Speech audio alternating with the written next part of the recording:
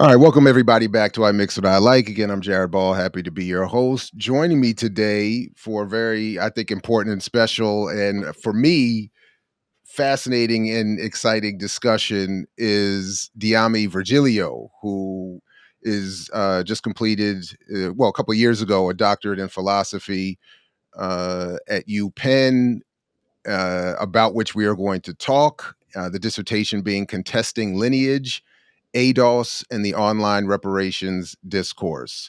So, greetings, Diami. Welcome. Thank you for joining us. And if you want to say anything else about who you are and what brings you, please do. But again, welcome. Good to meet you and have you join us. Yeah, great to meet you. Thank you for having me on. I am a professor of communication at the University of Mount St. Vincent, where I've been for the last couple of years. I did this work when I was a PhD student at the University of Pennsylvania. And I guess I'm excited to talk about this. I've been sort of holding on to it for a while. Yeah, right on, right on. Yeah, we had been in touch here and there over the last couple of years. And obviously, you know, you've been doing your work, a lot has gone on. And we just sort of reconnected and decided to have this discussion. And having had a chance now to read your dissertation, I definitely want to take some time to lay it all out. But if we were to sort of skip ahead to a summary sort of headline statement about what your dissertation does, says, or what you would like it to do and say, and why you think it's important and what brings us to this conversation, maybe we could start there before we really dig into the steps you've taken to reach this conclusion. Hmm. Well, I started out as being interested in doing research into digital media and how people were constructing their lives in digital media, I guess, is something that's always been of interest to me. And um, I came upon a particular group that was of interest to me as an African American. And in interacting with them, I saw that they were trying to, I guess, advance a definition that was somewhat different from what I always knew about being Black. And I got curious about them because of that. And so it was very much my own personal investments in this work and just being an online person, right, that got me intrigued by studying this. And as I continued to follow their discussion, I saw some troubling links and troubling ties to larger organizations and larger discursive moves. So then I just sort of fell in and kept digging.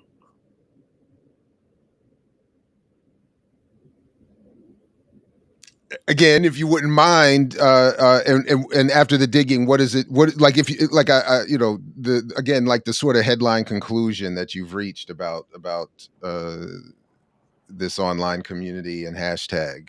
Yeah, so this community in question, of course, was ADOS, and I guess the conclusion that I reached was that this group, while it was trying to influence Black politics and also discourse online, I think that what it was most successful at doing was mainstreaming a kind of lineage discourse in the way that we discuss Black cultural and political issues in our community. So we basically saw the notion that we should no longer think of ourselves as a maybe collective diaspora, sort of fragmented into this notion that we should very much be concerned with our ethnic origins and our specific histories and use those as a kind of cudgel to divide ourselves when we talked about political and economic issues. All right, right on. So if I didn't think about this in advance, but I'll talk with you about it afterwards. I'll get the link and to the archived dissertation. I'm assuming is online somewhere at this point. so folks, if they have certain access or want to, they can follow up with the dissertation. I did mean to ask you, are you going to are there any plans to turn this into a book or some other kind of maybe more accessible, popular piece? Yeah, I'm not sure. I've been sort of thinking about that for the last couple of years. Had tried to get a little interest in it a while ago through conferences and what have you, but that's not exactly the best place, I think, to drum up interest sometimes. I have been considering turning this into either a book or a series of articles, or maybe as a piece of a larger project on virtual life and how people are contesting the idea of things like politics online. For whatever it's worth, I want to throw in my bit of encouragement for that, because I think what you have here is far beyond the specifics of ADOS, and you make many, I think, important points, or at minimum allude to many important tributaries for further discussion, research, etc. So, and as I've shared with you privately, I really enjoyed the work. Obviously, I have a bias politically in terms of the subject matter, but again, beyond the subject of ADOS specifically, and this is where I would want to take a few minutes to talk about. There are several stages and steps you take in the process of producing a dissertation, which is one of the reasons why I actually like dissertations, because it in many ways forces the author to go through certain steps. And in doing so, not that books don't do the same, but the process is more institutional, it seems, or set. I don't know, but but on your way to reaching the conclusion that you just summarized, you lay out a lot of important aspects of Black political history, the media environment, dominant narrative, diffusion of information, all these, I think fascinating technology. A lot is brought up here. Um, uh, so if we could, my note here says to ask you about the framework of the dissertation. If we could talk a little bit about the steps you've taken and the process that went into, uh, again, reaching the conclusion that you just summarized. Yeah, when you put it like that, it makes me think that maybe a better headline would be to say that I was trying to capture a snapshot of the history of this moment, of the emergence of this discourse, so that people would know where it came from. As I saw Right on. this getting increasingly normalized, I was somewhat disturbed because it seemed that people in my life even were starting to uncritically take up some of these terms. And that was really what drove me to study this. As I say at the beginning of my dissertation, I think this is a story of failure, a failure to be a detached, uninvolved, standing from on high researcher who was just looking at this with no emotion, maybe, because these kinds of contestations over who you are and whether you can be authenticated in a group, they are things that excite your emotions, right? For myself, certainly, and for many others who are grappling with, the cauldron of identity in America. So, um, my process initially was that I wanted to just do a straight ahead analysis of their discourse. And I wanted to look at what they were saying online, specifically through their presence on Twitter. And by they, I don't necessarily mean the organization, ADOS, I should say.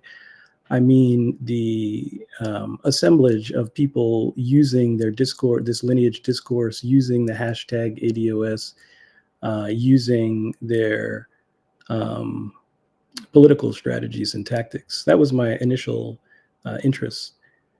But as I got more involved, I started to pay a little bit closer attention to the leadership of the organization and YvetteCarnell and AntonioMoore.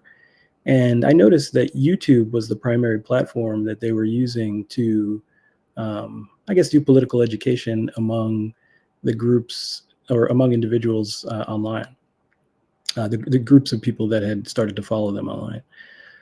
Um, and at the time, YouTube was one of the platforms that was pretty understudied, I think, in social media. I feel that in communication research, a lot of the tendencies had been to go over to Twitter because it was just very easy to get data.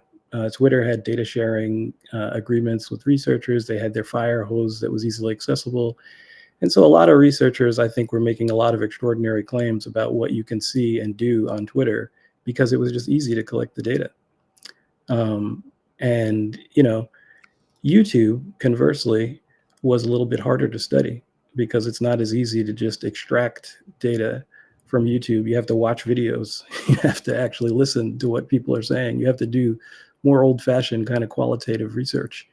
And so I was interested, especially in this notion of how people were making politics in a space like YouTube, in this burgeoning influencer class. So that was how I got into sort of choosing the method of analysis that I was going to use for ADOS.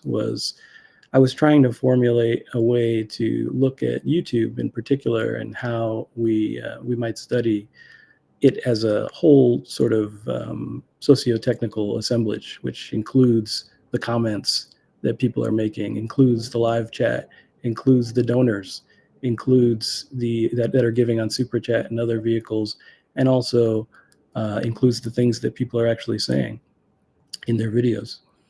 So that was some of the initial considerations I had in getting into this study. But then, as I continued along, I got involved in some, I guess, adjacent research projects that were focused on looking at their Twitter presence specifically. And as I got involved with those, I found myself inadvertently running afoul of the organization. I think I wasn't really at the forefront of that, but I was involved a little bit in the background. And by seeing how they responded to their critics, I think it changed a little bit of my own ability to research them from on high, looking only at a platform affordances and what have you.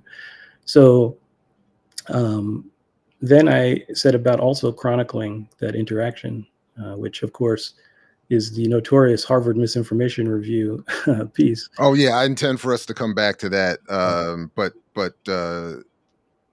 But by no yeah, but feel free. I didn't mean to cut you off. I just uh, Yeah.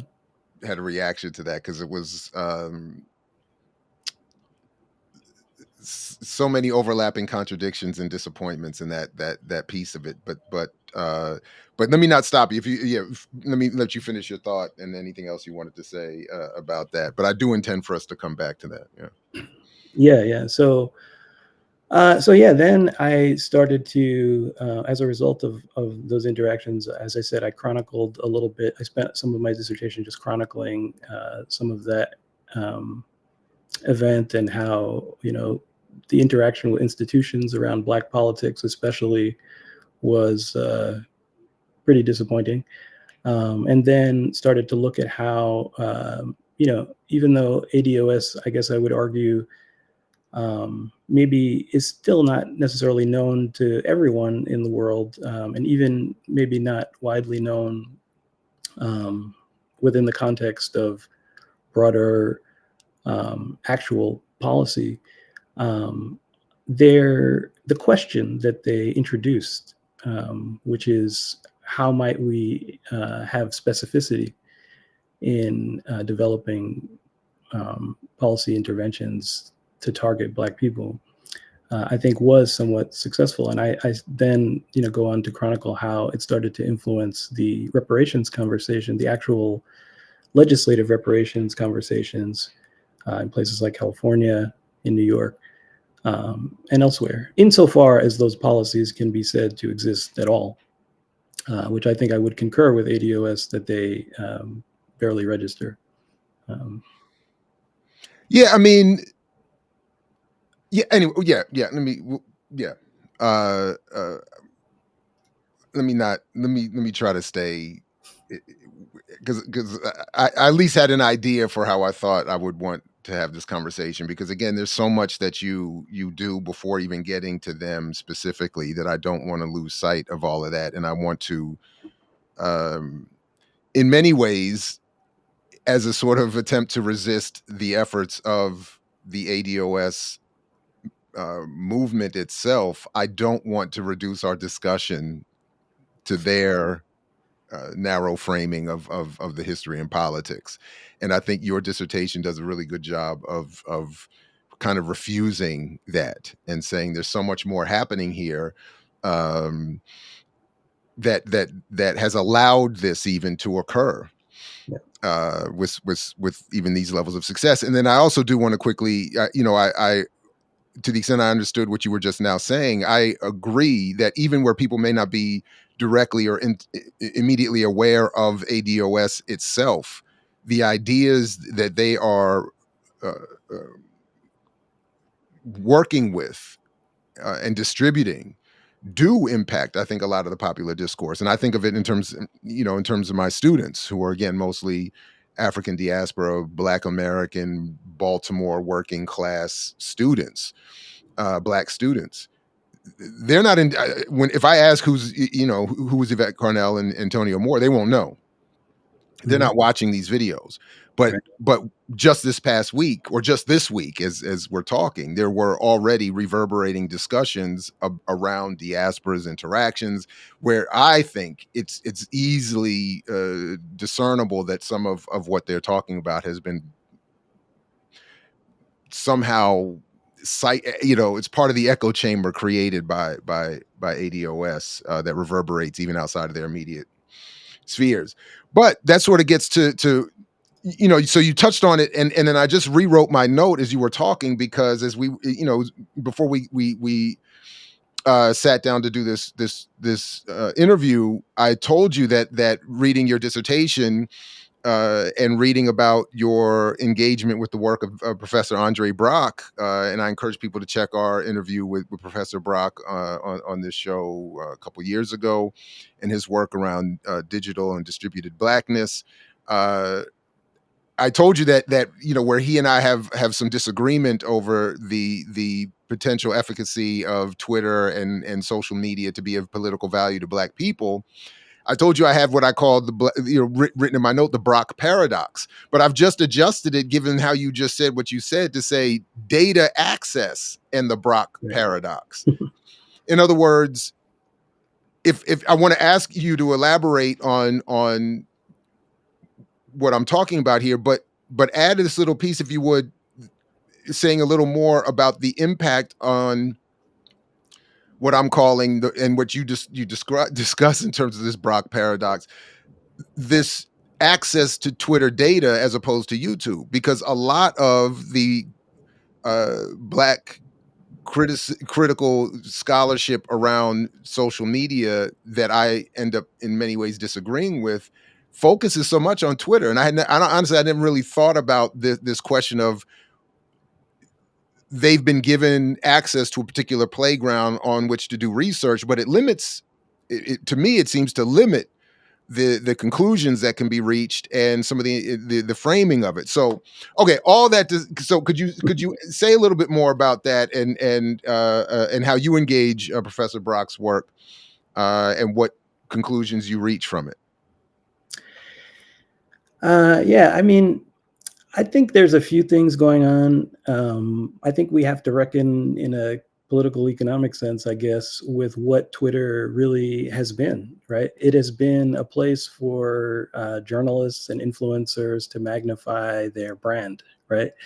It has been a place for people to have unfettered, I mean, in the early days at least, more or less unfettered access to people who were, what we might call mega influencers because of their celebrity status in other media industries like film and music and television, right? So the average everyday person, in other words, was able to talk to Rihanna or Beyonce in the early days. And that was some of the appeal. So this sort of illusion of access between elite members of society and everyday members of society was part of the reason why Twitter even popped off in the first place.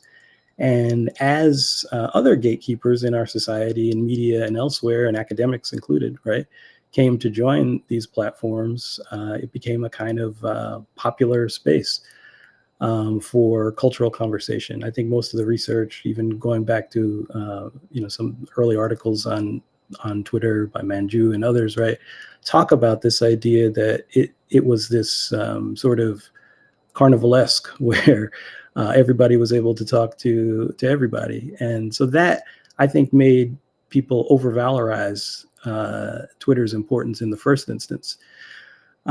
Secondly, Twitter, as I say, just thinking about the political economy of academia, right? We got to publish, we got to get data.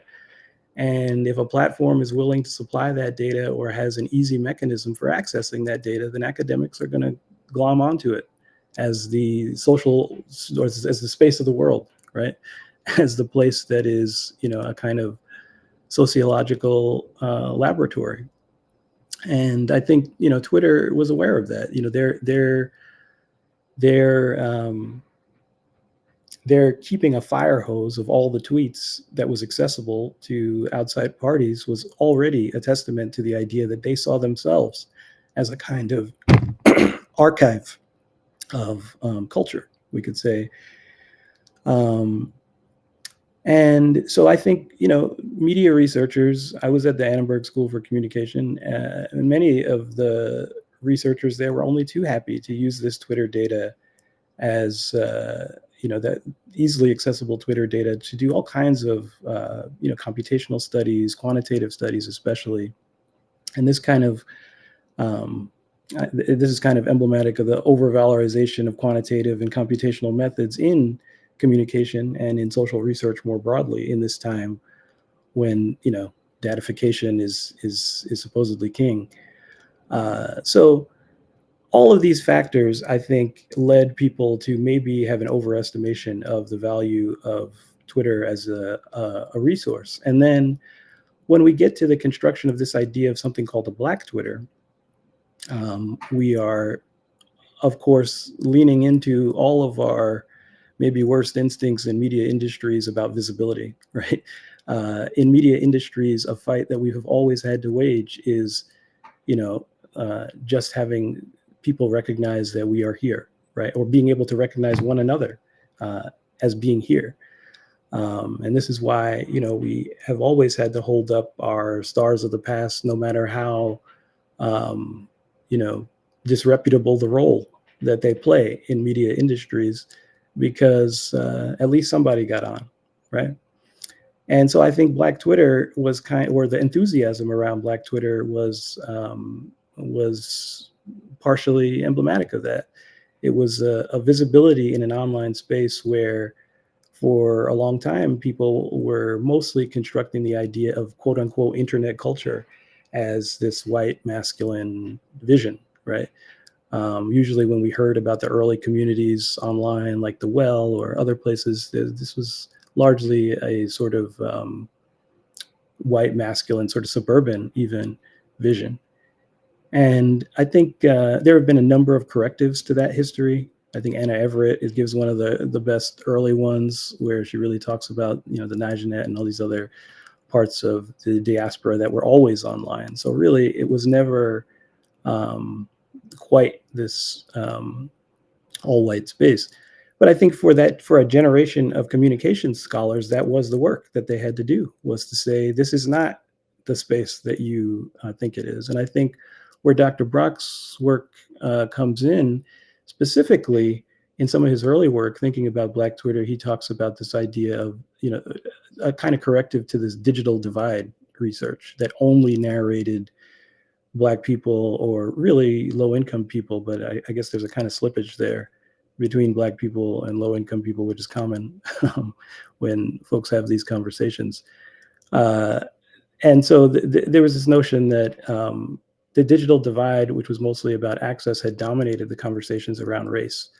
And maybe that a corrective was to say, we're not just, deprived. It's not just about lack, as we might say, but we also have these more capacitative experiences where we are adding life and joy and light online, and that maybe that should be celebrated. And I think, you know, AndreBrock uses a kind of um, idea of the libidinal intensities, right? These emotional expressive intensities that form communities and form a kind of economy online. Um, and I think there's space for that work, certainly, but we have to reckon with the larger enclosure of what Twitter and all of these social media companies are, which is really um, surveillance devices, in a sense, right? To make marketing a little bit more precise, to make advertising a little bit more worthwhile, to lower the amount of risk in the advertising and marketing industry. So identifying oneself through social media platforms as a demographic category like Black is useful to advertisers, right? And then as they can drill down and increase the so-called specificity on their target, that is even better for advertisers. So I think that these are the kinds of things that need to be taken into account when we, even as we celebrate the joy and the capacitative activities that we add to these spaces that are really just for capitalist capture. Um, so I think there is a utility, but it needs to be balanced by the broader economy that we are existing in. So I'll leave that there for now. No, I appreciate all of that, and again, I encourage people to check the discussion that I had with Professor Brock a little while ago. I'll put the link in the show description, and uh, yeah.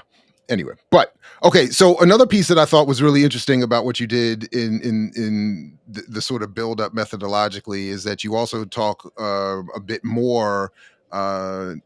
Beyond just what again I'm calling the Brock paradox about communication studies and Black political discourse, and you talk a little bit about what are some potential flaws and what may be lacking in communication studies regarding Black political discourse.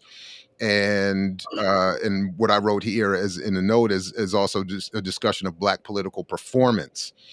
Mhm. So I'm wondering if you could just elaborate a little bit about that as well. Again, because I want the audience here to get to have. Obviously, they haven't read it, so they won't be able to appreciate it as much as I do. But I want to create some appreciation for how you build the context for your discussion of ADOS. Which I again think is immensely important beyond that hashtag political effort. So yeah, so could we talk for a minute about what you are saying about what communication studies is and is not doing properly regarding Black political discourse? Yeah. Well, I mean, I think so.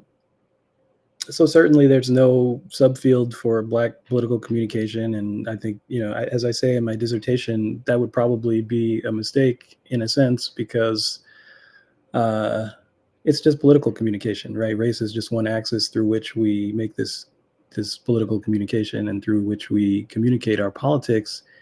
Um, and I guess the the real issue, though, is because there are not a lot of us in the academy, and because there is not necessarily a lot of this kind of study. I think when people take up discussions of Black political communication, there's a kind of flattening, right?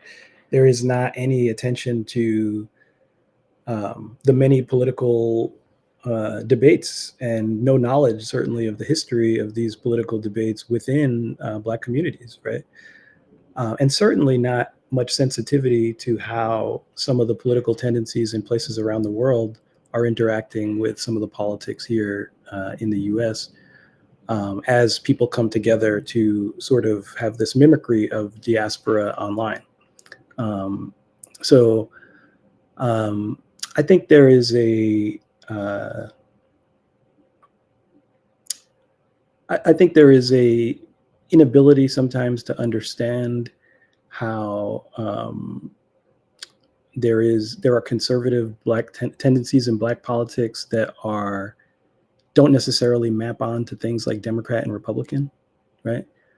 Even within the U.S., there are and long-standing debates and arguments that would skew more conservative, and I think sometimes when these works are taken up by larger or mainstream multiracial audiences, right, there is uh, maybe there's a tendency to move into celebration or a kind of um, essentialized blackness a little too quickly. I think the method, in a way, uh, it it summons a kind of essentialism where one needs to act as if black is one unified kind of characteristic, and so it's difficult, to resist that. I think also because there are rewards within academia for being that person, right, who is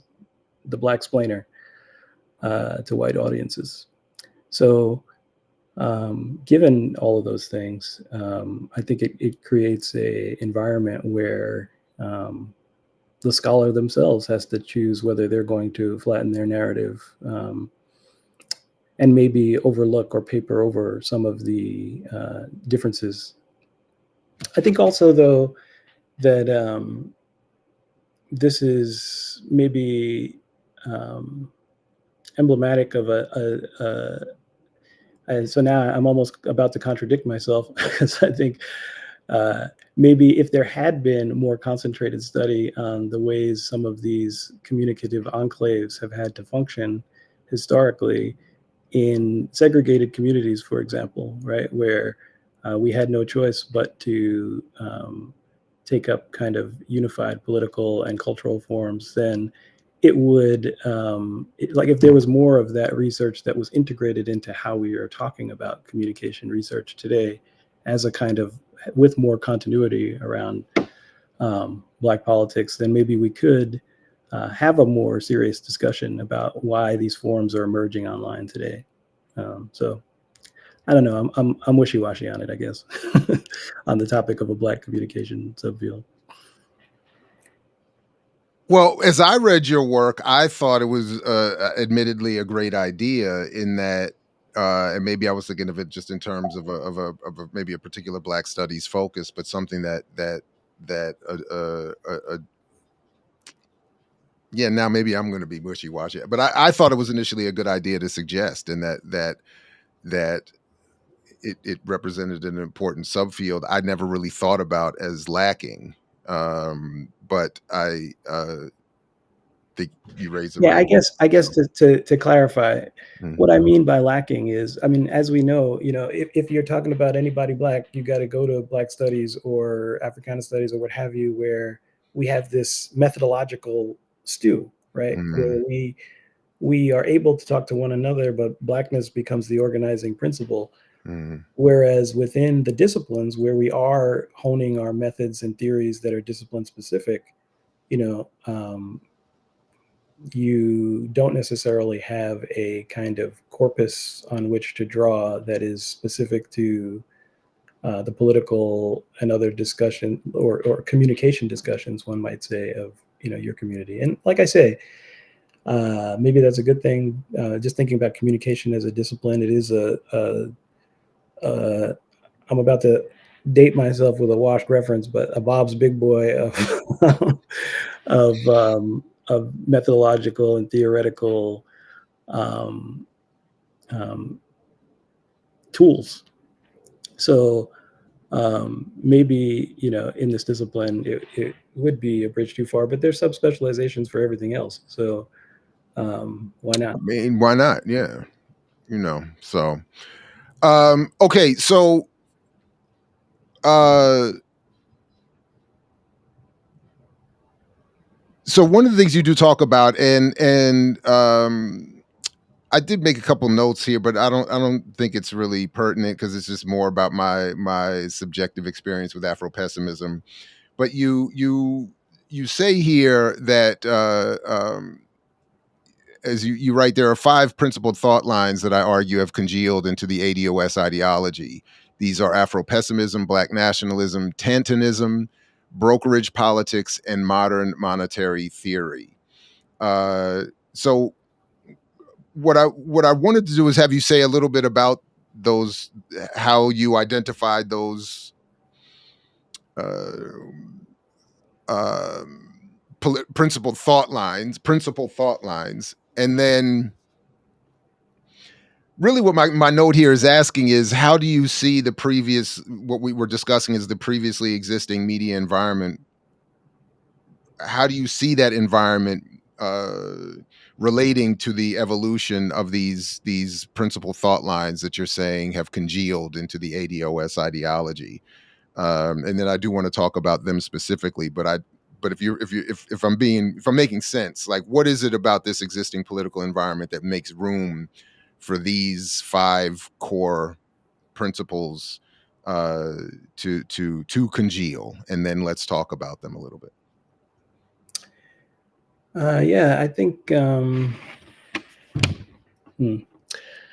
I guess most of my analysis of it comes from looking at the discourse itself, right? Looking at like it emerges out of looking at some of the arguments and claims that they were making, and seeing how they mapped on to some of these thought lines, but in some cases how they actually maybe emerge out of these thought lines. I think the Afro-pessimist tendency is something that also, I should say, ADOS has for many years had book clubs. They've had, where they've engaged with particular texts, and they're very thoughtful about doing kind of analysis and critique of popular modes of thought that are out there.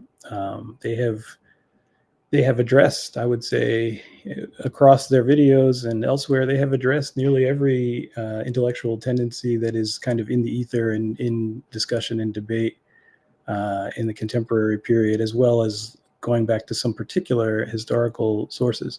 Sometimes they address them to critique them, or even just make fun of them and dismiss them outright. Other times they address them to really take them up and give the argument to their listeners and viewers to interact with. I think, in the case of Afropessimism, the connections are fairly straightforward, in that ADOS shares a belief, I think, with Wilderson and others from those camps, that there is a kind of fundamental disgrace or insolubility, maybe, to this problem of Africanity in America. And for ADOS, it is this kind of condition of permanent immiseration that, but for them, there is a solution to it. Whereas maybe for the Afro-pessimists, the only solution is the end of the world, in a sense, right? Or the end of things as they are. But for them, there is a solution to it. Although they take a lot of the theoretical edifice of this condition of, I guess we could say, following from people like Patterson, social death, and following from people like Wilderson and others, this idea that, that it is a kind of permanent state, that racism and these other things are not necessarily going to be resolved. So I think, but for ADOS, the solution is reparations. That's how they advance their political argument. And so that's how we get into some of the other thought lines that they merge with. In Black nationalism, I point to the fact that they we think of Black nationalism often through its more radical connections, but Black nationalism has a longer history than that, if we are talking about the idea of taking up Blackness alongside the idea of taking up the nation, or a place in a nation, or maybe even using it as an expression to build a nation. So I use some of William Jeremiah Moses's work on the history of Black nationalism, and particularly his looking at groups who had a more assimilationist tendency, that believed in those days that we should be identified as Anglo-Africans, right? That might be a better designation for us, because we were in fact a part of the building of this country, and we should sort of embrace a kind of specificity of identification and incorporation into the American project. So there is this kind of ideology that goes back to people like Booker T. Washington, for example, who certainly had a assimilationist tendency through trying to encourage Black people to take up their pail, right, and get involved in vocational work and be part of the fabric of America, right? And so this idea that the acknowledgement of our Americanness, or the acknowledgement of our role here, is really the horizon of success, I think, is an old tendency in Black nationalist politics. It's more the, I guess we could say, assimilationist tendency, as opposed to some of the tendencies that were about having a Black nation, either in the United States or elsewhere, over in Liberia, for instance. But even those projects, I think Moses draws our attention to, were assimilationist in nature, largely about getting the local African populations in Liberia and elsewhere to convert to a kind of Americanism. So that is where I take the thread from Black nationalism. I guess where the Tantonism portion of it comes in is, I think, probably a tendency that fewer people are aware of. But JohnTanton was an ophthalmologist out of Michigan who founded much of the modern anti-migration movement.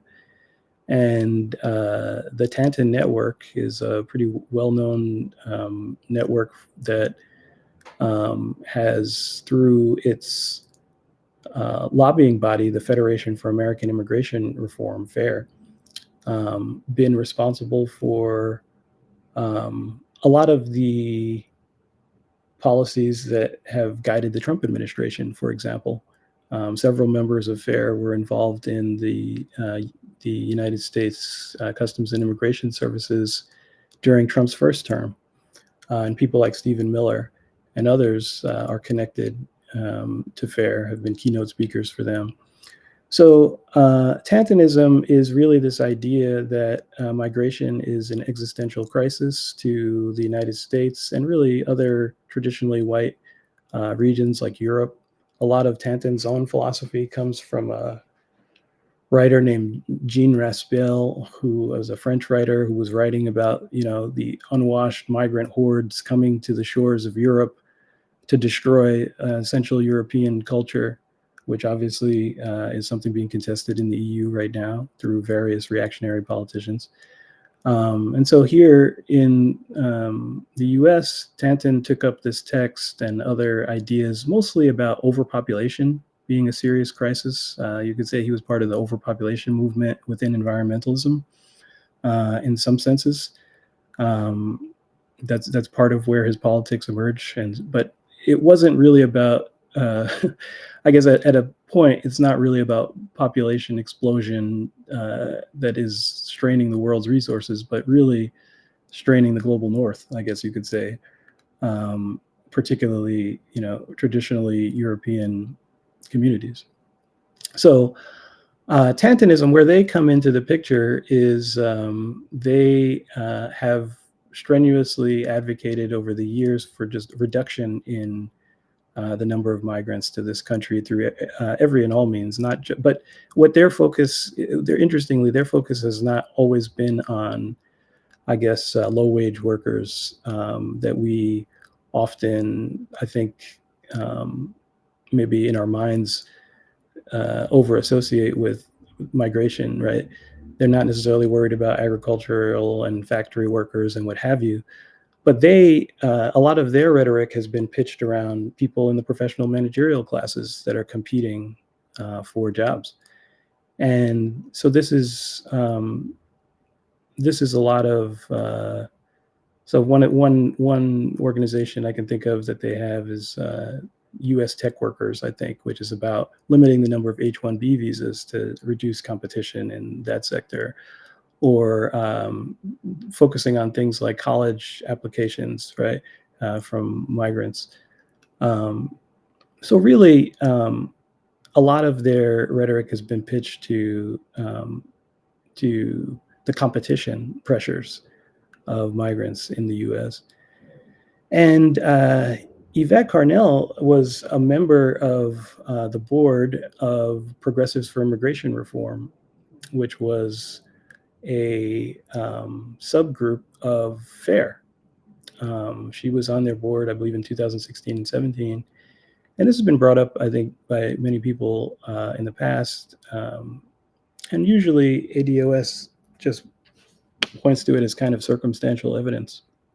But the reason this is pretty significant is because ADOS has used a lot of the same talking points that one would expect to come out of a Tanton project, which is really about usually about creating cleavages in communities, and also about putting the blame on migration for the economic, or not necessarily migration per se, but this invoking the specter of people abroad, in general, being the source of competition that is why people can't get ahead. How has that particular point been explained away? Could you say a little bit in terms of how she and the ADOS community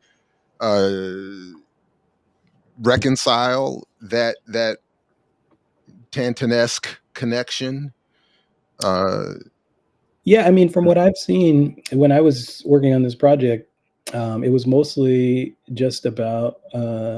I believe Yvette said we just want a seat at the table, wherever the table is. So we were involved with these folks because they were trying to do something, and um, you know, that was it. That's the extent of the explanation that I've seen. I've seen that type of explanation a couple times, uh, but I don't know that it's ever been fully addressed. And I think that is the thing, really. If I'm honest with with myself and everyone, that is really the thing that uh, has always made me, I guess, suspicious about all of this. Is why not disavow those folks? You know, why not condemn these actions that the Southern Poverty Law Center has been studying for years by this organization, right? Um, why not say with your whole chest that, yeah, we went to this meeting, we were involved with these folks, but we realize who they are now, and we're off that. As far as I know, that statement has never been made. And it's just, as long as it's not made, it makes me wonder. I mean, and the Tanton Network has done this kind of thing, and by this kind of thing, I say attempting to influence Black politics before. They have, many years ago, they were involved with a group called, sorry, I'm just looking at my notes here. Choose Black America, with the talk show hosts Terry Anderson and Ted Hayes, right? And Ted Hayes has been a sort of reactionary voice around for a while in media, but essentially that was an anti-migration attempt using talk radio in those earlier days of media. Like when talk radio became sort of the default space for this kind of politic, or in-your-face politics, right, as some call it. I'm So sorry, I got to jump in and say, because it's sorry, forgive me for that, but I think it's really important that and I saw this unfortunately play out at a conference a year or so ago, that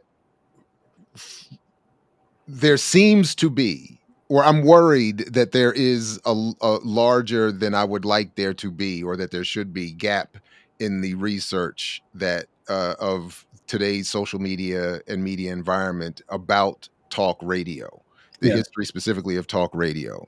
I think we can't really understand what's happening now without that history. So I just wanted to throw that out there for whatever. But I appreciate you saying that. But I'm sorry. Go ahead, please go ahead. Yeah, no, I agree. I think, definitely. I think, so in any case, similar strategies were used when the Tanton network was trying this before, similar rhetorical strategies, I guess you could say, which is really just trying to um, peel Black people off from migrants. And in the case of the earlier attempt, it was focused on primarily Latino migrants, right? But in ADOS's case, we've seen that it can be specified to Black migrants as well. So I can't say, as I say in my dissertation, I can't say that, PFIR or whatever is the hidden hand behind ADOS. And I'm not trying to say that here, right? I am saying that there are these links. They have not been satisfactorily explained. But, one of the things I talk about is like, I guess a problem that we sometimes have in our politics is, we're always looking for the white man, right? Like we're always looking for the hidden hand of the white man, and that's we've had to, right? We've always had to, because it is often there. But in my research, I could not necessarily prove that there is some hidden puppeteer, nor does there need to be.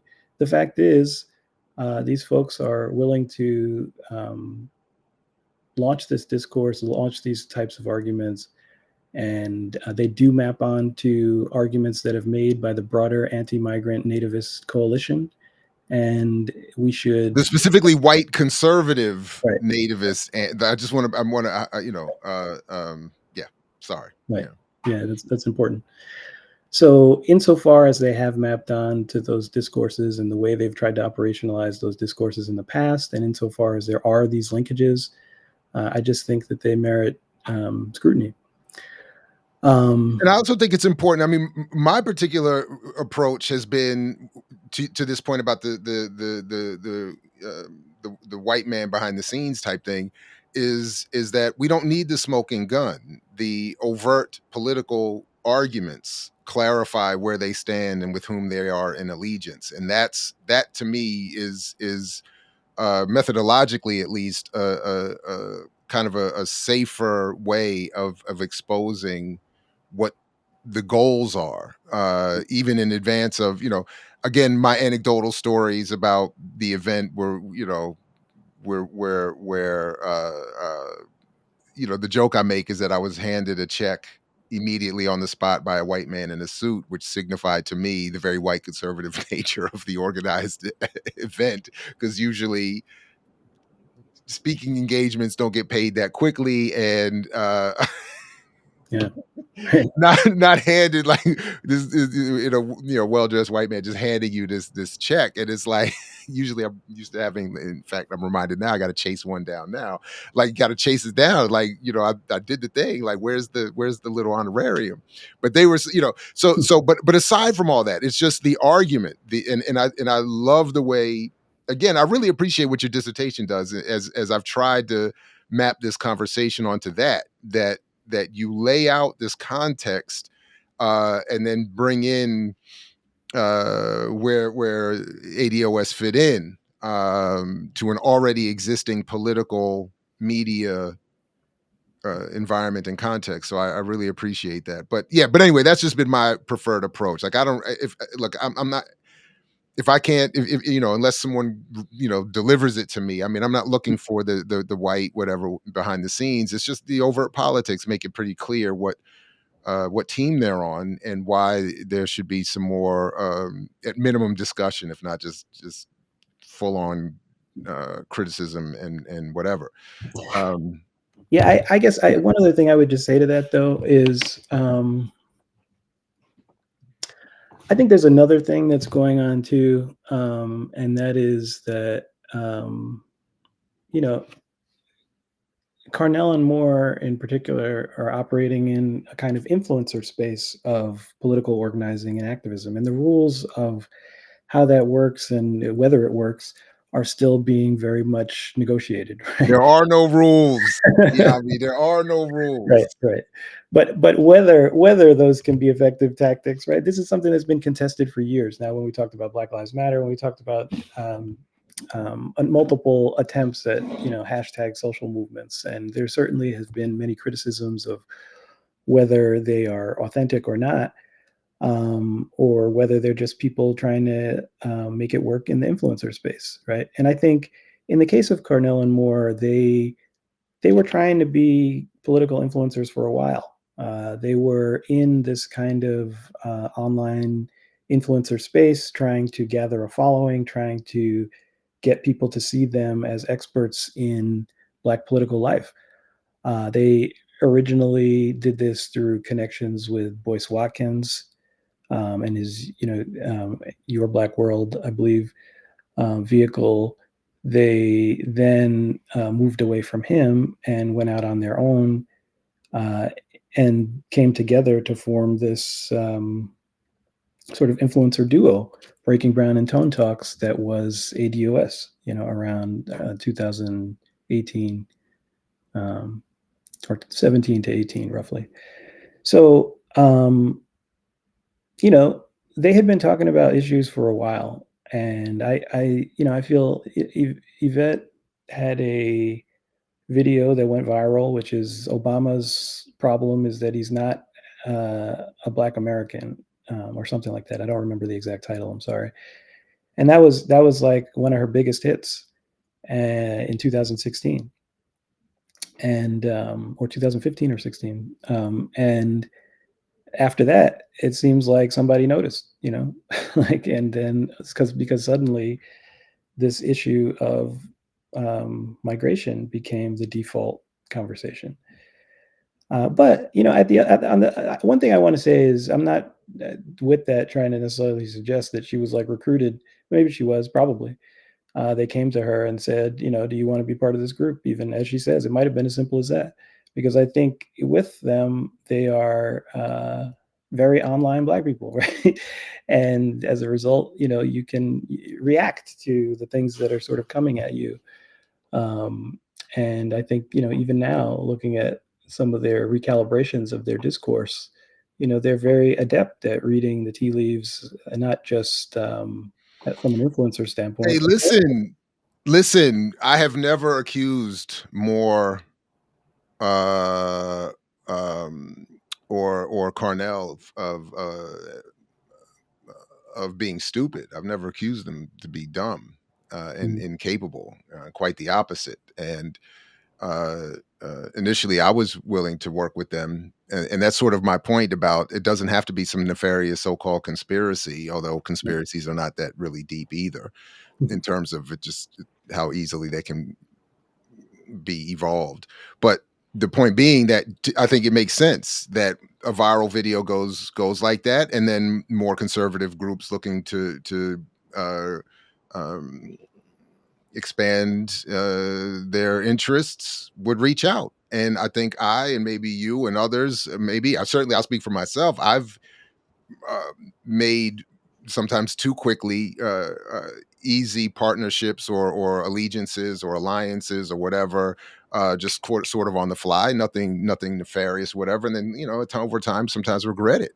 And but sort of to the point you were making earlier, overtly come out and say, "I regret that. I made a mistake. That's not the team I'm on." You like that's not, and they're not doing that.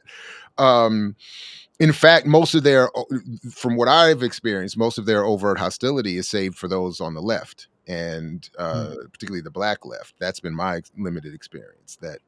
That's where their hostility is more quickly raised as opposed to the white right, with whom they have so many overlapping political interests. yeah. But okay, because just for the interest of time, and then again, I just want to, for your sake and those who are seeing this, this does not have to be our one and only conversation, and it doesn't have to be our one and only conversation about your dissertation or about ADOS, and it certainly doesn't have to be our one and only conversation about the broader context and work that you talk about in this dissertation. At some point, I in fact would like to talk more about that. But for this conversation, I do want to, as we start to move towards somewhat of a close, I do want to talk a little bit. There are a couple of important points that we have to get to. Um, uh, if there's more, I have a note here about reparations' role in all of this. If there's something you would want to say about that, but maybe there's a way to have that be the segue to what I. There are really two more key topic areas I want us to discuss in this initial interview. I'm happy for you to say more about the role of reparations in the ADOS to the extent you haven't covered that movement. But the two particular are the Harvard study that you alluded to earlier, and the backlash from that, and then something you end your dissertation with that I definitely want us to have some, even if it's just for a few minutes, discussion of, which is the future of Blackness as an organizational tool. Mm. I think you really, I've been kind of sitting with that in my traffic laden commutes. That's been my sort of sticking point lately, having engaged your work this past week or two. So yeah, anyway, so if you want to say more about reparations and its role in this effort, Mm. please do. But I definitely want to leave room for what you talk about in terms of what went on with this Harvard report and how in many ways the attempt backfired. Yeah. Yeah. Well, so yeah, just briefly on Sure. reparations, I think. So we talked about some of the other ideologies that inform ADOS's political project. I think another is this kind of disparitarian notion, which is that there is a fundamental disparity between Black Americans and their white counterparts specifically, but even between other migrant groups. If we look at economic data at the national or even regional and local level, and a lot of this was based on the research of William SandyDarity, um, who was originally sort of the intellectual inspiration to ADOS. Very much was a lot of their program, a lot of their specifics, insofar as they had them about what a reparations program might look like, came from Darity's critique of disparity in America and his plan for redress. But they did, of course, have a falling out with Darity that was pretty public. And so now they've moved on to kind of their own framework. I saw recently that they just a few months ago released a book about their plan for reparations. And so it's all being internally done now because I guess of that falling out at some point that they had. But still, even with their current plan, we can see that this is, the same disparitarian framework that Darity laid out that, really insists that if we decompose a lot of the data out there, that Black people are still doing worse by and large than every other group. And that reparations for slavery is a remedy to that. So I would say, from my point of view, I think that reparations is uncontroversially something that we can say is appealing as a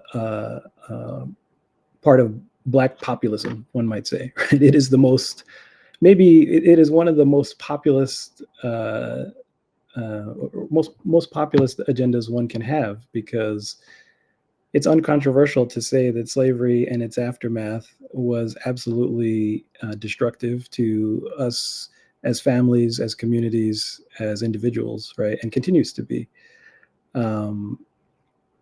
But I think I remember, one thing that Adolf Reed told me actually once was that, reparations always seems to come on the political agenda right when broader class-based universalist politics is popular.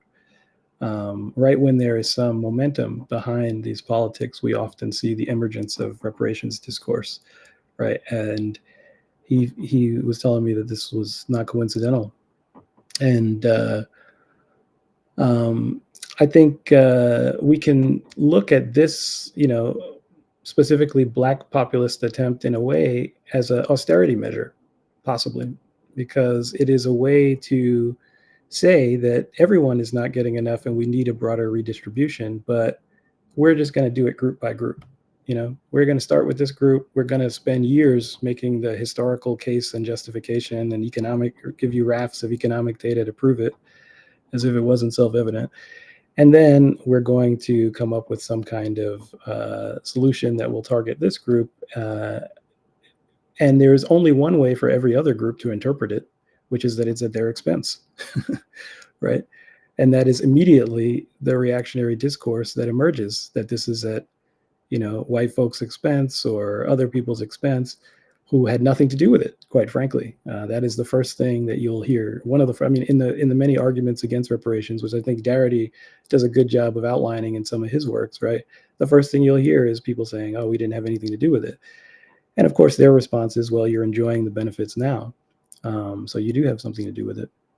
Um, but this leads to a kind of endless bickering that is automatically going to shut down any kind of redistributionist program, as we have seen in California, where there was success in getting reparations legislation passed, only to turn into, study groups. I guess you could say each of the reparations program or proposals that we've seen in places like New York and California, where the outcome was mainly these study groups, and then the study groups give their recommendations, which is of course for trillions of dollars, in some case billions of dollars, that have been dispossessed from Black people over time, and then it becomes politically untenable, right? The sticker shock of it, in a way, makes it politically untenable, but also it excites a kind of politics of resentment, as people are like, well, what about me? I'm not doing well, and we see obviously that politics of resentment has become a kind of default state in our political discourse right now. Um, so I'm sorry, what was the other part of Yeah, your? no. So I appreciate that, and sort of just for my point, I'll use this to segue. Is that I think that or as a segue from the last, that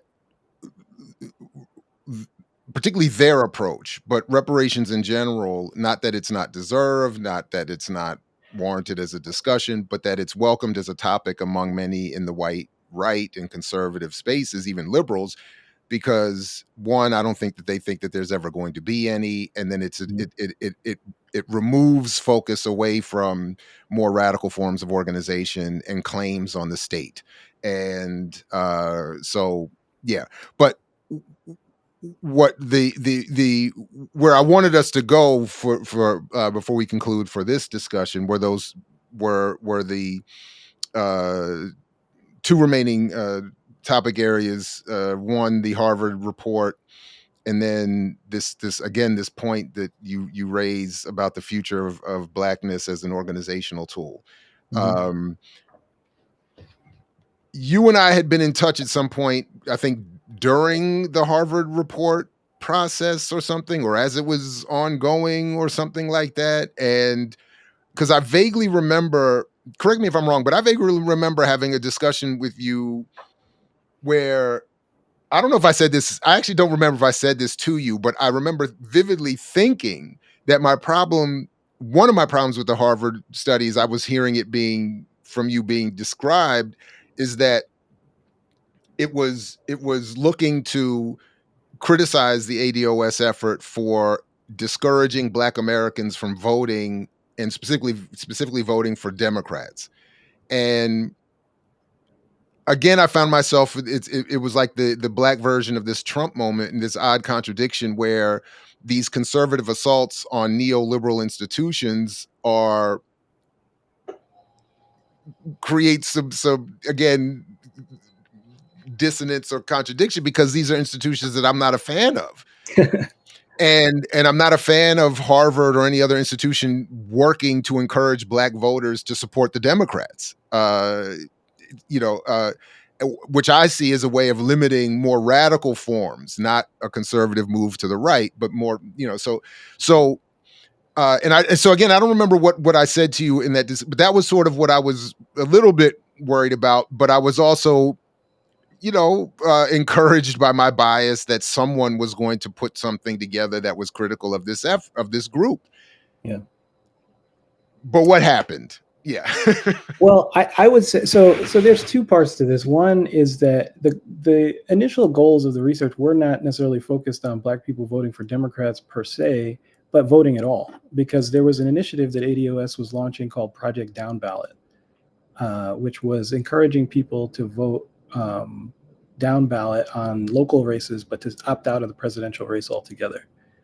So this was in 2020 was when this campaign was going on, and it was seen, I think, by members of the research group as a kind of voter suppression tactic, and it had followed, you know, years of I think ADOS urging people to, you know, withhold their vote, and I think there's been a lot of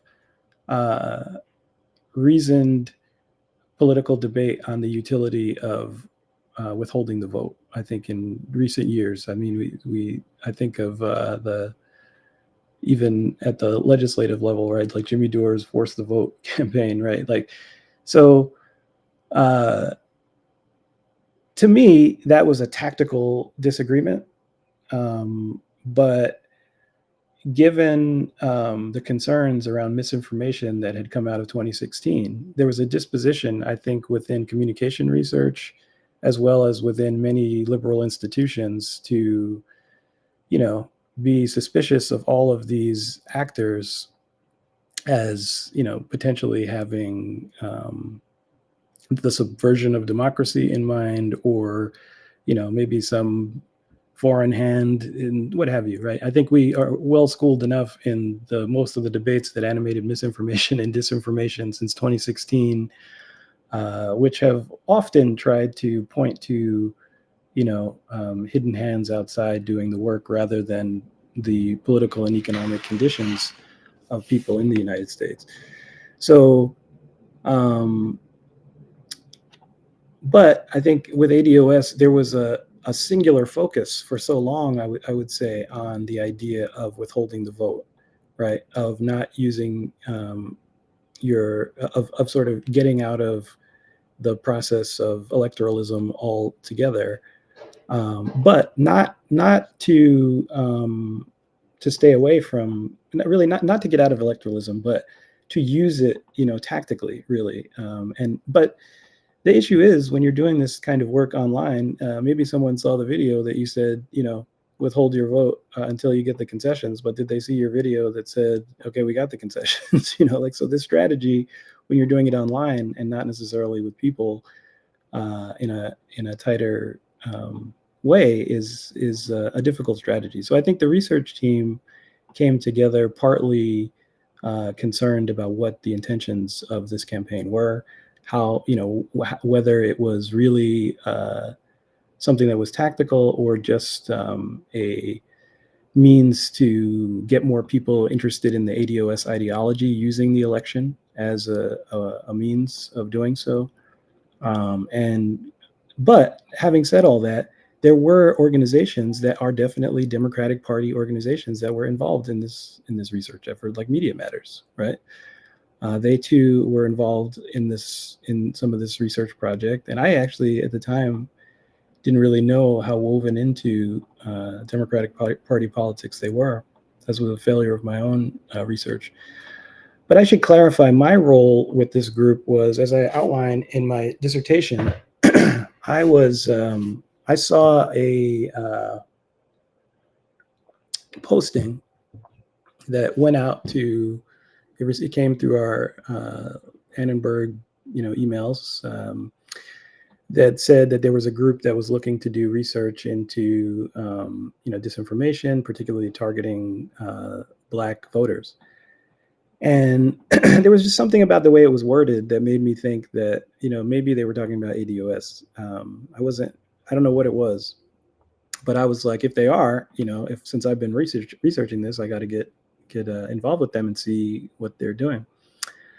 And so I did. I reached out to the AI for the People was the name of the organization, and I should say, the head of the organization, Matali Nakande, has not wanted to be anonymous. She's like, put me out there, so I am respecting her wishes at least by doing so. And I think, as someone who herself was pretty involved in Twitter Spaces and a lot of these debates, she was personally reacting to what she was seeing and the way, especially ADOS sort of brigades around people they don't like or who are critical of them or who say, hey, maybe we shouldn't go so hard on migrants, and just attacks them in a kind of vitriolic manner to silence them, alongside their broader political organizing and political strategy. So the group came together just to kind of analyze how ADOS was using breaking news events, really, or trending topics across social media events, really, to get people into their lineage discourse, we could say. They weren't using that term, but to get people to learn about ADOS and their political project about reparations and migration. So that was the goal of the paper. And I should say that the paper was not about ADOS organizationally, specifically. It was about people who used the term ADOS online. It was about the methods that were used was a structural topic modeling method, which meant that topics that were in proximity to another topic in the larger Twitter discourse would show up through a kind of word association game through computational methods that I can't fully explain. I have to be honest, because I wasn't part of that side of things. But in a But you do sense, point out importantly that in their attempt at a victory lap, the ADOS leadership and others misread and misinterpreted that yes, point and some yes, of the methodology yes, in just trying to disparage the report, and missed some of the important point that yes. others were using. Even if others used a similar acronym or abbreviation, it got picked up and noted in the research, but not used to disparage the hashtag ADOS group. But their defenders were using this as another way of disparaging the report. So even in their yeah, but even in their somewhat justified victory lap, and we'll get to that in a minute, they were misrepresenting and misunderstanding, or both, the methodologies used to reach the conclusion. So it was, yeah. But sorry, go ahead. Yeah. Yeah. I mean, it was that I think there was a misunderstanding, because it wasn't necessarily this is what ADOS, the group, is doing. It was this is what people who are talking about ADOS are also talking about. That was really what the research was studying. My role in that research was, I wasn't on the paper. I just was looking at the topics as the structural topic modeling process came up with the trending topics, or not trending, but the topics that were associated or co-varying with use of ADOS. I was reading the tweets and just looking for emblematic examples for them, and basically telling them what were the top 20 topics that we saw emerging, and what were some of the tweets that were illustrative of them talking about these things. So that was really my role as a background sort of research assistant, I guess you could say. And the goal was to do the first paper, just on this, what Nakande decided to call disinformation creep, which was the the leveraging of breaking news and other topics to talk about ADOS related ideology. And then we were supposed to do a second paper where we would reflect more on the utility of the methods and what this discourse might actually mean, looking maybe a little bit closer at the group and their claims in conversation with what people who were using these terms were doing. But that second paper never materialized because after the first paper got, dragged through hell, it was over. And what that consisted of was ADOS. I think there's some important things to note about, I think, why they took such great exception to this piece. One being that they were right on the cusp of launching their ADOS Advocacy Foundation, which I think was meant to do more sort of concrete, tangible policy activity. And this came out like right before that, and I think kind of maybe spoiled some things for them, at least discursively. And also, contemporaneous with this, there was a split within their group as one faction sort of peeled off to form the National Alliance for, I don't remember the name, it's the Alliance is the shorthand that they referred to it as. Because of disagreements that they had with Carnell and Moore over things like chapter creation and who would have leadership of the various chapters, who was taking direction from whom, and what messaging was appropriate.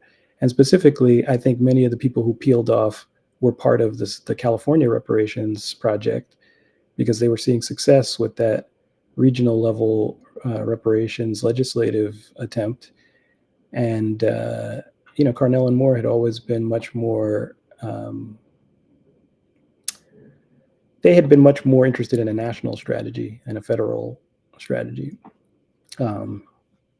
which, of course, itself contrasts from the more internationalist strategy and Pan-African strategy that they decry. So they are against. They have historically been against the regional local strategy as well as the international strategy, in favor of a strictly federal strategy.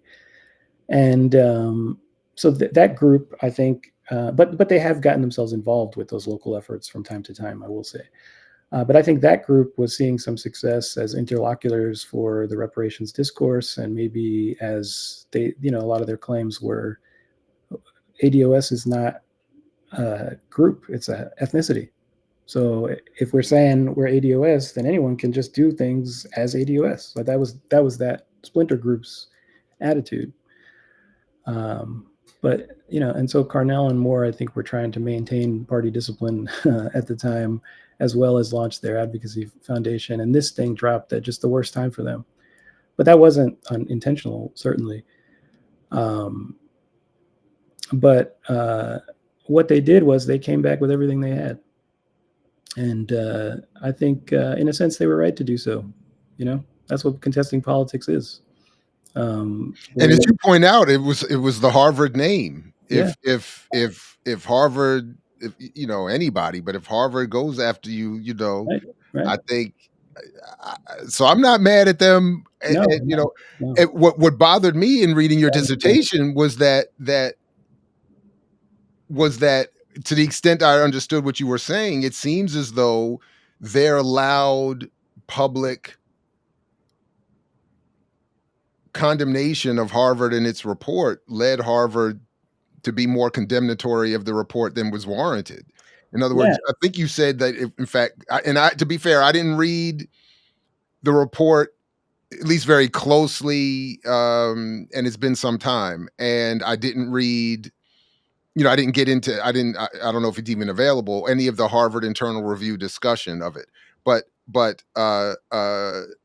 you suggest, and correct me if I'm wrong, that what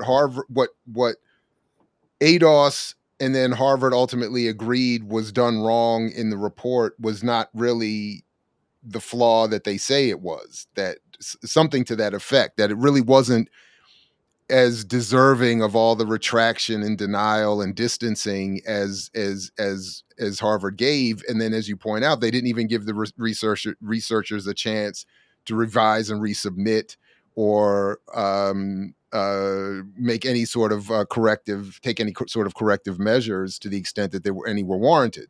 But so that was what sort of bothered me the most. Like, so you all can be very loud in condemning everyone for having not done successfully the reparations movement, and call people names and be disrespectful and falsely adorn yourself as they have done in the mantle of great leaders and movements. But then as soon as anyone comes out critical, then it just becomes this whole, again, and I agree with you, they were right and justified in doing it, but it becomes this whole pearl clutching, how dare they. And you point out very well that they then they can take on the mantle of, we're the mighty, mouse struggling against the big giant of Harvard, and they're crushing, I mean, as a PR campaign, it had to have been brilliant for them. I mean, So yeah, that's what. Yeah, I think that it did, I guess we could say, at minimum, put the battery in their back. It was a what they did was, when they launched their advocacy foundation, they devoted the entire advocacy foundation launch to breaking down this paper and why it was so. and I should say this is 2021 we're talking about, right? This Yeah, is, right, yeah, just to give right, people the timeline. right. Yeah. So after the election, we could say their strategy didn't work, right? Joe Biden and Kamala Harris were elected. And it's not like there wasn't good Black turnout for Biden and Harris. So insofar as they could point to a success in their down ballot initiative, it was a little difficult. The nativist discourse, maybe that the lineage discourse that they had been trafficking in, maybe in 2020 we had the optimism to think that Trumpism was somewhat being subdued, right? And so it might have occasioned them to think it's time for another pivot. And especially with the internal organizational difficulties they were having. But I think what the paper did was it gave them something new to focus on and regather some of the folks who were at least still loyal to them. Specifically because, as I said, when they launched the Advocacy Foundation, they then devoted the entire launch to this crimson smear this narrative, which was all about, how Harvard had come to attack this, rights group that was just trying to help Black people get what was owed to us. And despite my qualms with the production of that piece, because it was like this film noir, cheesy video graphics that they were using, and I'm not sure how, like, who's behind their creative direction. But it did help them seem like they were somewhat under siege. And I think because they were able to mobilize their faithful to put a full court press on Harvard to try to get this piece either responded to or retracted. Really, retraction was really always their goal, as they said. And they contacted people every day at Harvard. They had people emailing the president of Harvard. They had people emailing the Misinformation Review. They had people emailing professors of color around the United States to try to get their let them know about this attack that had been waged on this group. Of course, the research team was being subjected to a lot of listing of their names, like, this is them, and then inquiries into who they were and what their agenda might be, or often their connections to immigrants, right? And this campaign continued for some time. And I think at a certain point, at first, I think Harvard and the Misinformation Review and others were kind of like, whatever, like this is the work, right? If you're studying misinformation, people are going to come back and say, no, it's not. But what I saw in this process was a real failure to understand Black politics, and a real nervousness, actually, on the point of Harvard about being labeled as racist publicly by this group. in the wake of many other things that were going on with Harvard and hundreds of other problematic things that they've done, then justifiably deserve being called racist. But in this case, there was a real anxiety about these claims that were being leveled in this moment. And I think I don't really know who panicked, but I do know that they were sending emails and calls to the president and of Harvard, and eventually people in administration are going to get tired of that and say, you got to deal with this. So from what I understand, people at the Misinformation Review tried to deal with it in their way. I think they had some contact with the ADOS organization, but I don't think that went well. I'm not privy to all the details of that, but that was what I heard, that they had some kind of conversations that didn't go well. And so ultimately, the paper was subjected to an extraordinary secondary review. So even though it had gone through a peer review process, one of the things about the Misinformation Review is it's a rapid review process. So that left room for scrutiny of whether the review was done correctly.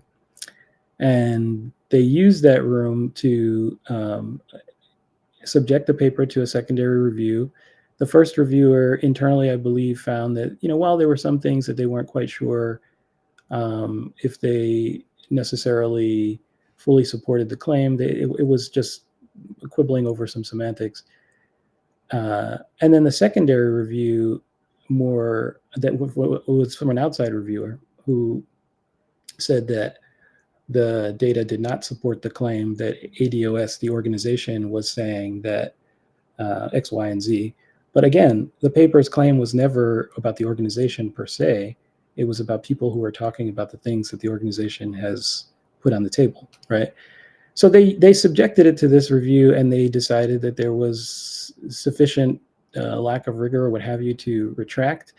They issued a statement saying that they had talked with the research team and they agreed with some of their conclusions, but that was not true. As far as I know from talking to people on the research team, there was no concession to some of the points, and they just rejected the paper, which now means that anytime you go into Zotero or anything, for all these folks, you see a retraction notice. And, so obviously that did reputational harm to people on the team. But, as I say, it's all in the game, like ADOS, they had the right to defend their square, as Yvette would say. And I think while they maybe didn't quite, I don't know that it mattered whether they understood the claims or not. I think the point was whatever claims were adverse to what they were doing, they were going to attack.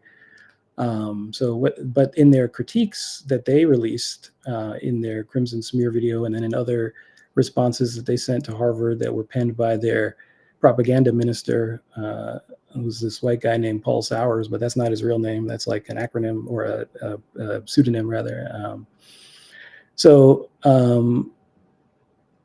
He, I believe, is their English major propaganda minister who penned their one of their replies. And they had their spicy reply and their more formal reply. He penned the spicy reply, I believe. And these are the things that they circulated among the faithful as well as to Harvard and elsewhere. And as I said, ultimately it ended in the paper being retracted.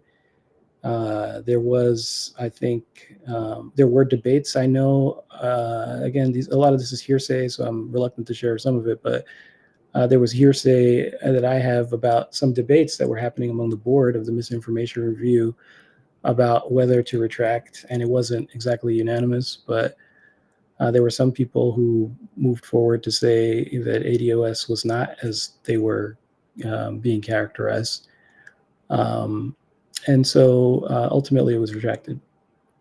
And then later, the Misinformation Center itself collapsed as they got rid of the leader of that, Joan Donovan, for unrelated reasons, I believe. But I strongly feel that this was like the first domino that led to the fall of the Misinformation Review in some ways. So ADOS was victorious. They were able to, I think, re-energize some of their followers and do a little boundary work around some of the other groups who were contesting claims to this terminology, like FBA with Tariq Nasheed, and Boyce Watkins got into it with his own version, B1, and the Alliance and all these other groups, which I think Carnell and Moore rightfully point to are kind of imitators and copycats who have tried to use this lineage discourse once they made it pop.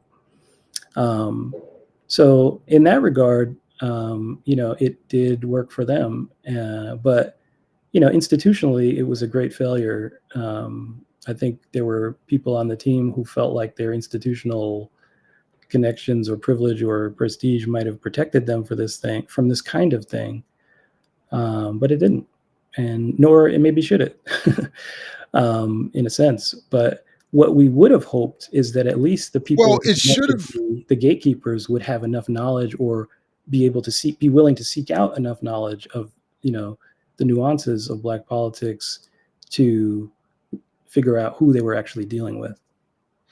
Yeah, all I was going to say is that the extent to which the report uh, was done properly methodologically at the beginning, it should have been defended. And to the extent that the retraction was offered because of pressure from uh, anywhere, should have been resisted. That should have been criticized. That should not happen. Uh, that is supposed to be the point about academic scholarship, that you follow certain methods and it gets published, and if people don't like it, they can write a response. But the idea that you could gin up enough uh, momentum to get the institution to retract and then to condemn, and to a certain extent the researchers, that is, I think, that's ridiculous. But to your Well, point, ADOS had every right to do it. Yeah, sorry. I just want to say, what I'm saying is, we always talk about speaking back, right, Hmm. in research, and so I think they had the right to speak back forcefully and push their agenda, as any research Absolutely. subject does.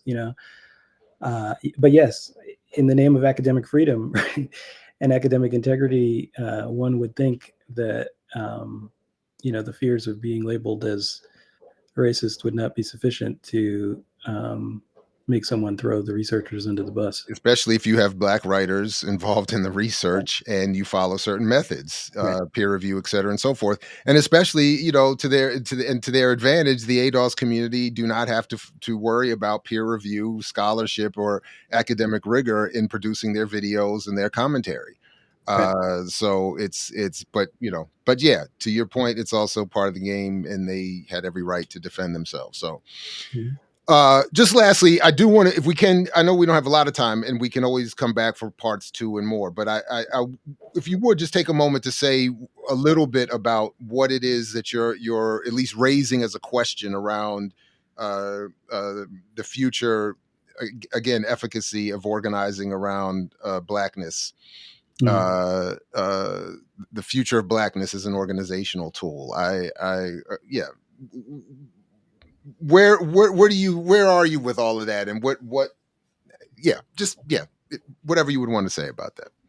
Yeah, I mean, well, particularly at the end of my dissertation, in many cases, I'm talking specifically online, because of some of Mm, the things I said earlier, which is that the goal of these online assemblages that are social media is really surveillance for the purposes of marketing and advertising and creating more precisely specific categories of people that we would certainly never identify ourselves as, right? Like the mm. ways that digital marketing and the kinds of terminologies that they have for us is kind of a new racialization in itself, because all it is the ascription of certain characteristics that are observed in a particular period to generalize something about a person's character in a permanent ontological sense, right?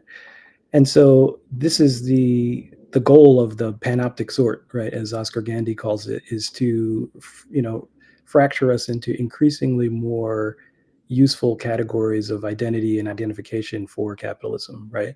So if this is what these tools are, if this is what they are designed for, then are we doing violence in some ways by gathering people up into a category called Black that can be used to target people for all kinds of messaging? And I think the whole project is an example, right?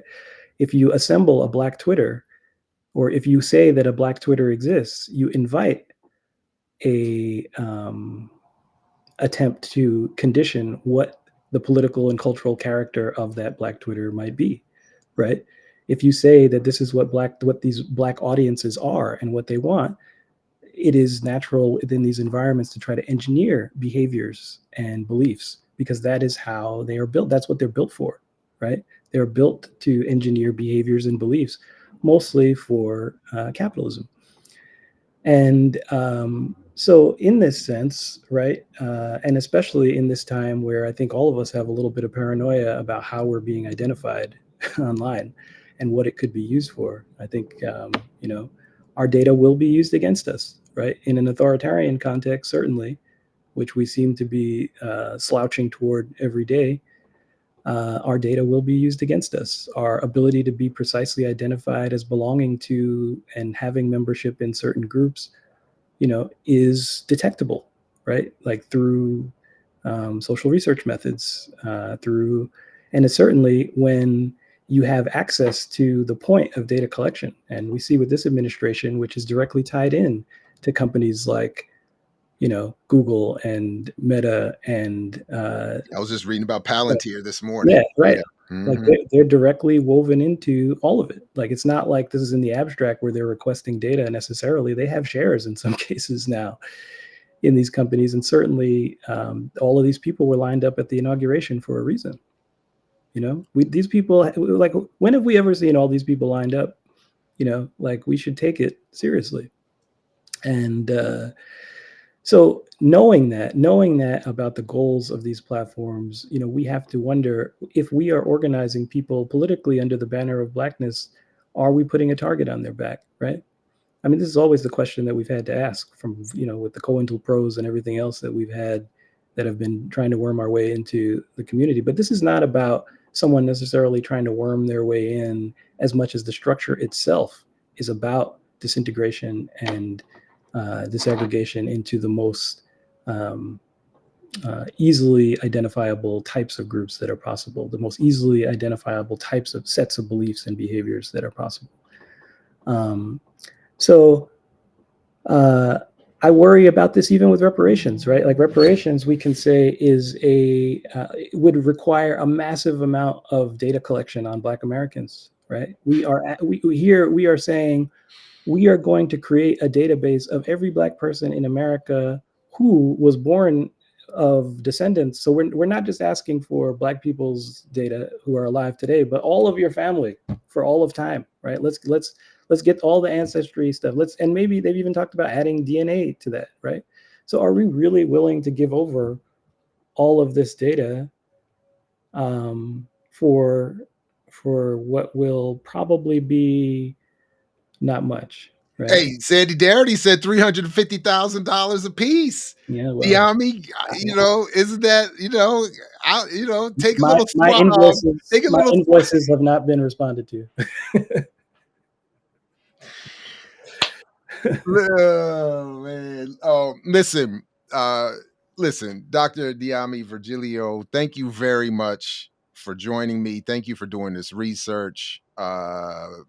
Please be willing to come back to talk more about some of these ancillary tributaries and pieces, and anything else that you continue to produce going forward. But thank you very much. Appreciate you. Yeah, well, if I can just say one other thing Please. quickly, it's just that I know that uh, ADOS has had to have a little bit of a siege mentality because of the way they have waged their combat online with their detractors and enemies. And I know other people have started to say, well, maybe we can work in coalition with these folks. In this time, I think we should point to the fact that tactically, some of what they've done has been interesting and worthy of study. And I note now, recently I was watching some of the videos, more recent videos, and I see that they are, reckoning with this Mamdani moment that we have, and talking about how, their own followers need to learn from this, right? I heard Yvette saying in a video the other day, why wasn't that us? Was kind of her claim, and which is to say, it's funny that that's not us in her mind in the first place. But what she was really saying was how the long-standing compromised nature of Black politicians has done us a great disservice, and maybe, And she'd be right. yeah, and she was saying that people should learn from this, that we don't have to talk out of both sides of our mouth. We just have to give people what they need, and I think, if she is willing to embrace a politics that is around coalition building and what have you, and also disavow the white supremacist origins of some of this thinking that she has, it is possible to work in coalition with some of these groups, because they have at least used some effective organizing techniques. But so long as that disavowal does not occur, and so long as there is a kind of, I guess, sophistry to the way the ideology is put together as a reaction to events as they change, we have to look at it with a little bit of suspicion and questioning. So that's what I would say. And I think that, as you say, they're smart, they're good at putting their message out. I listen to so many of their videos. I feel like, I'm related. And, you can see the populist appeal there, but often there is just a turn into a kind of politics that I feel is really about breaking coalitions. And I just always have wondered, in a country where we are not that much of the population, right? Why would you want to take people out of your political coalition, right? If we're saying reparations is what we want, why would you want to do the austerity work for them and say, okay, we want this, but you can take these people out. We're giving you a discount. We're giving you a discount on reparation. Get rid of the Africans and the Caribbeans and all of them, or all the people from South America, right? Central America, and just give it, to this group. But that requires authentication of that group, right? Which in these days where authentication has been proven to be so dangerous, I think, especially for migrant communities, it only leads to bad things. But also, it's not. To me, I can't trace the logic, because if you're saying on the one hand, and I haven't watched any of it, so based on what I'm hearing you say, if Carnell, for instance, is saying, why isn't the Mamdani moment ours, but at the same time resistant to coalitions outside of those with the white right, then you can't have a Mamdani moment. You can't have anything. Yeah. Mamdani doesn't win without massive coalition. Right. No electoral process wins without massive coalition, and no redistribution of billions, if not more, specifically to Black Americans, is going to happen without coalition. Right. So that has always been one of my major sticking points. If your issue isn't the idea of coalition, it's that you keep wanting to team up with the wrong people. That's my thing. Yeah. But right. Right. And yeah, right. Yeah, you know people by who they hang out with, right? I mean, there it is. I mix what I like, what I like, what I like, what I like, what I like.